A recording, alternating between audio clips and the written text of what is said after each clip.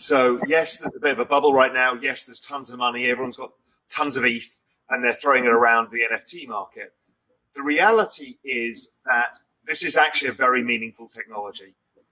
What it allows you to do is operate within a digital world, own things, transfer things, and that can be a piece of artwork. It could be the member of a community like Bored Ape Yacht Club, or it could be IP. It could be tokenized real estate. It could be digital real estate. It can be everything. So if you think about this as like this ledger where you can own these assets and transfer them, store them, and you've got that trusted ownership of it, it's kind of a game changer. Also, digital identities going on to NFTs as well. But right now, we're mainly seeing this explosion in the art space. So in terms of greater expansion, do you see this? You spoke about, identity, but what about sports and fashion and the rest of the world outside art? I've seen it's all happening. So I happened to attend the pre-showing of the Dolce & Gabbana NFT. Okay. Unbelievable. So they had both a physical dress, a physical jacket, and some jewelry, which also was digitally rendered in the Unreal Engine. So for perfect 4K metaverse experience.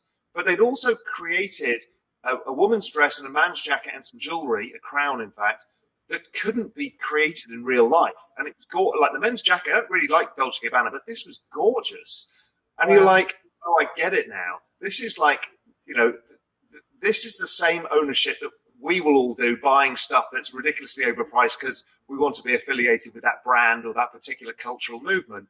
It's the same thing. So fashion's going that way. Even things like ticketing are going this way as well. Because, for example, with ticket scalping, if you're a music artist, what happens is so many people take a slice of your pie. But if you can record who's got the ticket and how it transfers, you can keep the prices and the exchange of value between you and the person. So, yes, it's going to big brands. We're seeing it everywhere. Even McDonald's issued an NFT. Yeah. And a lot of this stuff is worthless, but a lot of it's just collectibles. And a lot of it is also meaningful communities growing around these NFTs. And we've seen that with CryptoPunks, Bored Ape Yacht Club, things like loops that are building from scratch. And we don't really know where it's going, but we just kind of know that it's captured everybody's attention. And you make an important point, when you mentioned McDonald's and you're sort of saying, well, there isn't so much value behind something like that. It's kind of everybody is just going for it right now. And we're seeing it across all areas. But in terms of VCs, where is the attention going? What kind of industries are they really looking to invest in? I think it's split in so many different ways.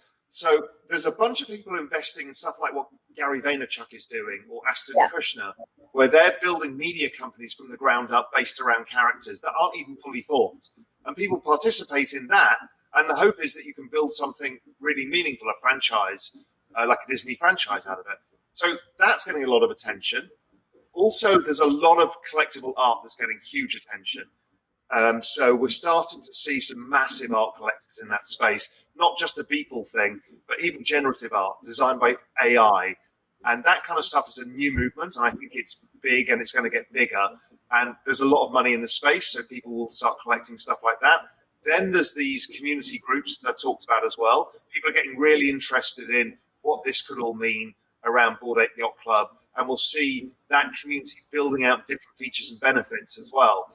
So people are wanting to invest in that. The other side of the equation is, look, every brand wants to get involved because it's a bit of a cash grab. They think they can sell anything in a digital form and make money.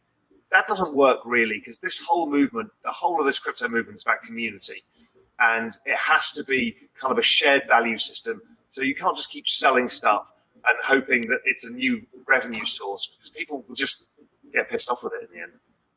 So obviously community matters, but everybody's minting stuff right now. It's a bit of a cash grab, as you said. So how can investors like myself actually spot a good NFT investment? I have no idea. And I have reached out to everybody and spoken to everybody, because the problem is it's not like Bitcoin, which you can fractionalize it down and you can put in $10.